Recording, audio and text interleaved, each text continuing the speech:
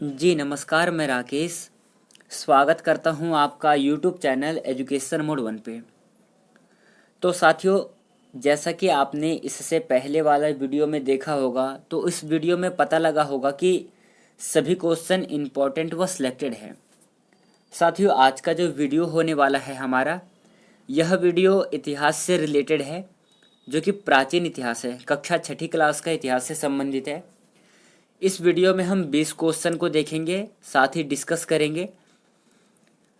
ये वीडियो आपको सीटेट अन्य जो कम्पिटिटिव एग्ज़ाम है उन सभी में आपको काफ़ी ज़्यादा यूज़फुल रहेगा, हेल्पफुल रहेगा।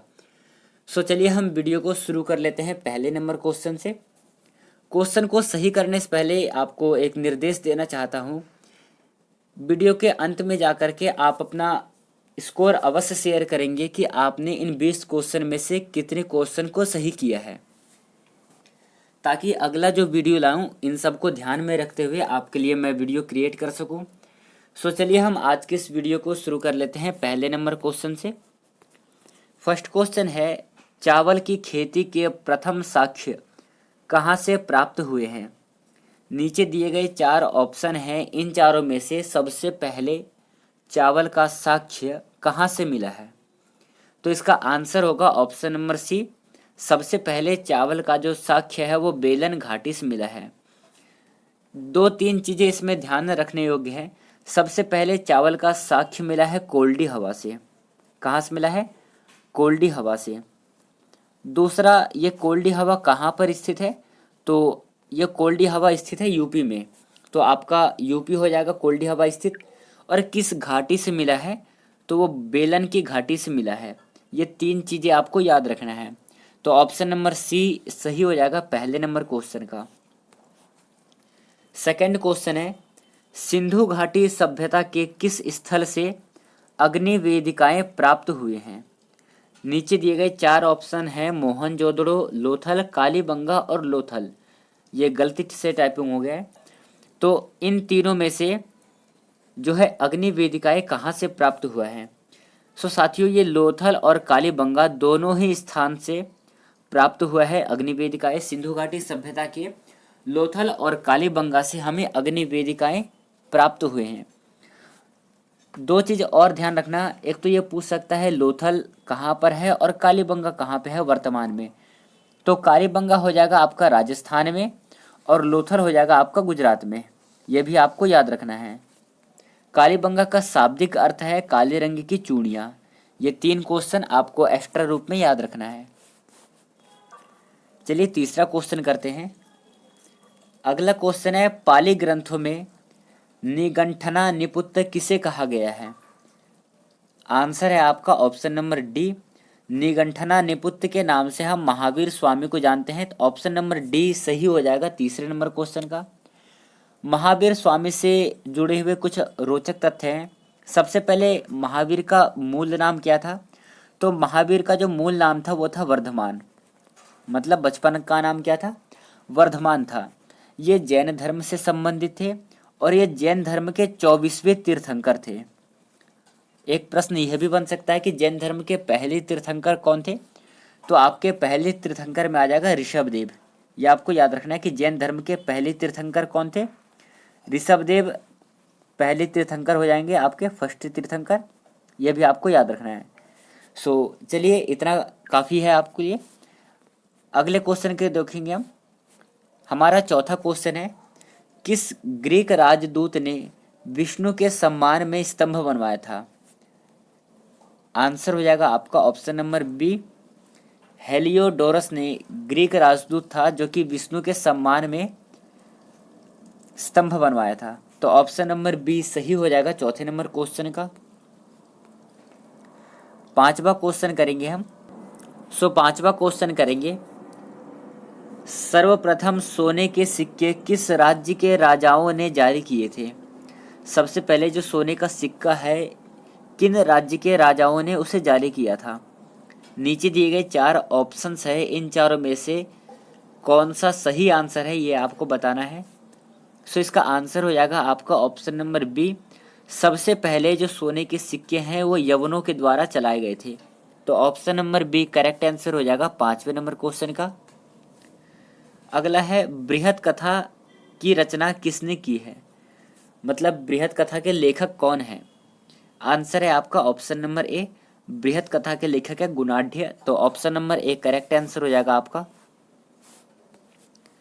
7वां क्वेश्चन है, किस सातवाहन राजा ने शक राजाओं से मालवा को वापिस जीता था।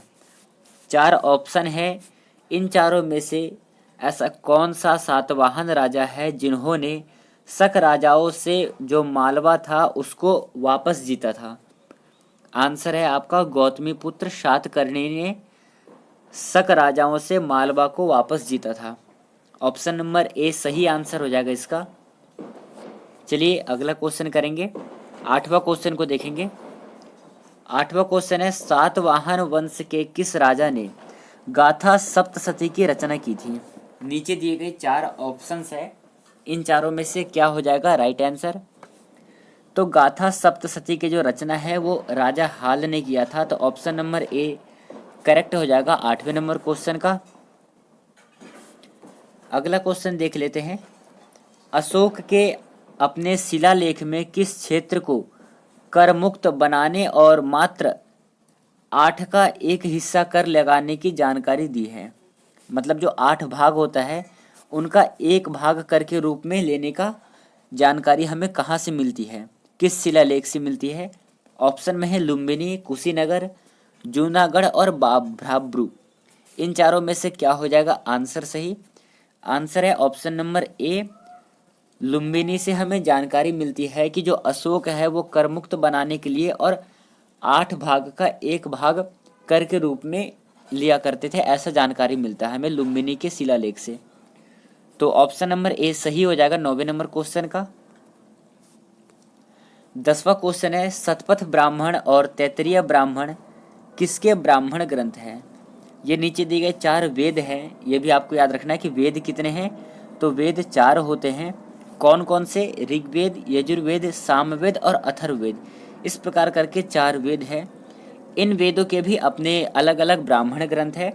तो ऑप्शन में दे रखा है 4 ऑप्शन है और ऊपर प्रश्न में है शतपथ ब्राह्मण और तैत्तिरीय ब्राह्मण, ये दोनों ही ब्राह्मण ग्रंथ किस वेद से संबंधित है, ये क्वेश्चन में पूछा है। तो इसका आंसर हो जाएगा आपका 10वें नंबर क्वेश्चन का है ऑप्शन नंबर सी, शतपथ ब्राह्मण और तैत्तिरीय ब्राह्मण ये यजुर्वेद से संबंधित है। तो option number C correct answer हो जाएगा इसका। चलिए अगला क्वेश्चन को देख लेते हैं। 11वां नंबर क्वेश्चन है, 23वें जैन तीर्थंकर किस जगह से संबंधित थे।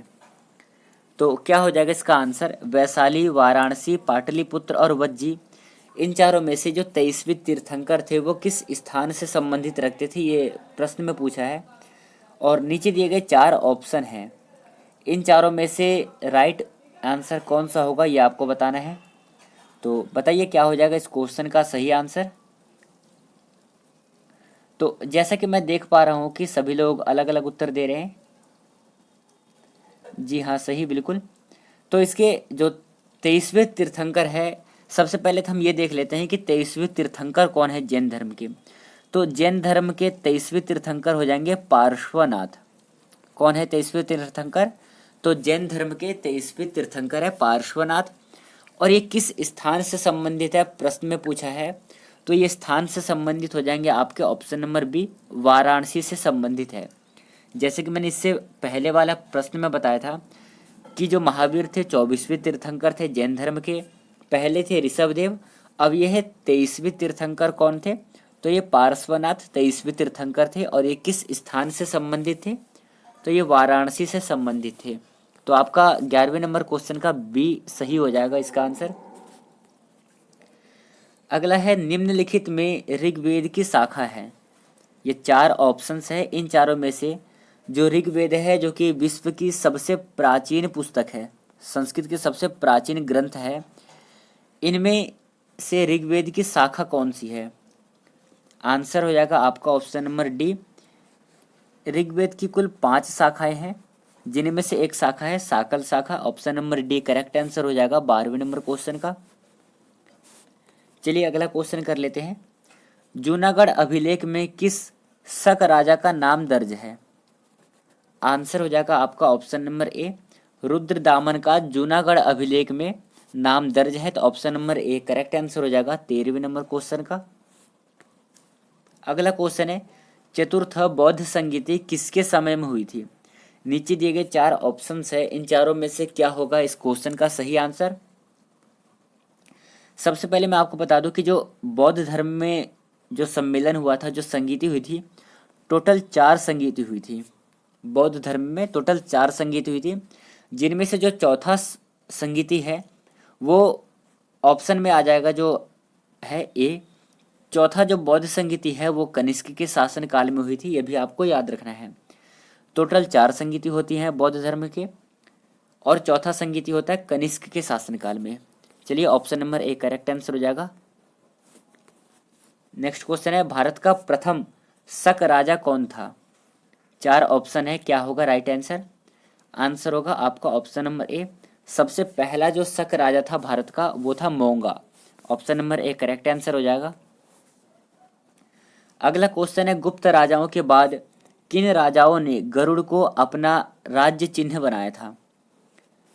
4 ऑप्शंस है, इन चारों में से क्या होगा राइट आंसर? सो इसका आंसर हो जाएगा साथियों ऑप्शन नंबर ए। जो पल्लव के राजा थे उन्होंने गरुड़ को अपना राज्य चिन्ह बनाया था, तो option number A correct answer हो जाएगा। अगला क्वेश्चन है, महासंघिक निकाय कहाँ विकसित हुआ? आंसर हो जाएगा आपका ऑप्शन नंबर ए, ये वैशाली में जाकर के विकसित हुआ था। Option number A correct answer हो जाएगा। नेक्स्ट क्वेश्चन है, 4 अश्वमेध यज्ञों का आयोजन किस राजा ने कराया था? अश्वमेध यज्ञ का आयोजन किस राजा ने कराया था? आंसर है आपका ऑप्शन नंबर डी, प्रवरसेन प्रथम ने 4 अश्वमेध यज्ञ का आयोजन करवाया था। ऑप्शन नंबर डी सही उत्तर हो जाएगा 18वें नंबर क्वेश्चन का। अगला क्वेश्चन है, किस सातवाहन राजा ने सर्वप्रथम राजा के नाम के सिक्के जारी किए थे? 4 ऑप्शन है, सातकर्णी प्रथम, गौतमी पुत्र सातकर्णी, यज्ञश्री सातकर्णी और हाल। इन चारों में से ऐसा कौन सा राजा है जिन्होंने सर्वप्रथम राजा के नाम पर सिक्के जारी किए थे? आंसर है सातकर्णी प्रथम ने राजा के नाम पर सिक्के जारी किए थे। Option number A correct answer हो जाएगा। चलिए अगला और अंतिम क्वेश्चन करने से पहले मैं आपको एक सूचना दे दूं कि आपने अब तक जो 20 क्वेश्चन हुए हैं, इन 20 क्वेश्चन में से आपने कितने क्वेश्चन को सही किया है, ये आप अपना जवाब हमें कमेंट सेशन के माध्यम से अवश्य शेयर करेंगे। और अगला किस टॉपिक से संबंधित आपको MCQ क्वेश्चन चाहिए, आप हमें कमेंट कर सकते हैं। चलिए आज का अगला और अंतिम क्वेश्चन करते हैं, किस राज्य के राजाओं ने सीरिया के साथ राजनीतिक संबंध बनाए थे?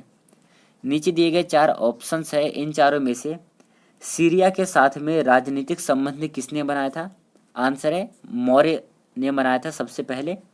सीरिया के साथ मौर्य जो साम्राज्य के संस्थापक थे चंद्रगुप्त